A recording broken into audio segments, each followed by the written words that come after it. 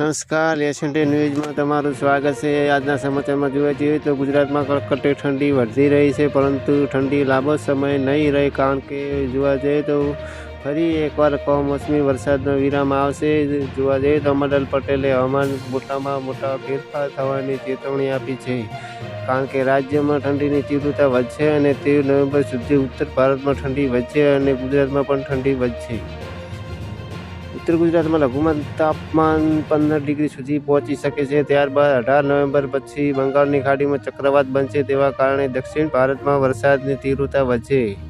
ગુજરાતમાં વાદળછાયું વાતાવરણ જોવા જઈએ તો રહી શકે છે અને વાવાઝોડાની અસરને કારણે ગુજરાતના કેટલાક વિસ્તારોમાં ધુમ્મસભર્યું વાતાવરણ રહી શકે છે. પશ્ચિમી વિક્ષેપના કારણે નવેમ્બરના ત્રીજા અઠવાડિયામાં ઠંડીનું જોર વધશે અને ડિસેમ્બરમાં ગુજરાતમાં ઠંડી વધશે. દેશના હવામાનમાં મોટી ઉથલપાથલ જોવા મળી રહી છે. અગાઉ 90 દિવસ સુધી અનુભવાતી તીવ્ર ઠંડી હવે ડિસેમ્બરના મધ્યમથી જાન્યુઆરીના પહેલા અઠવાડિયા સુધી, એટલે કે 30 દિવસ સુધી રહેશે.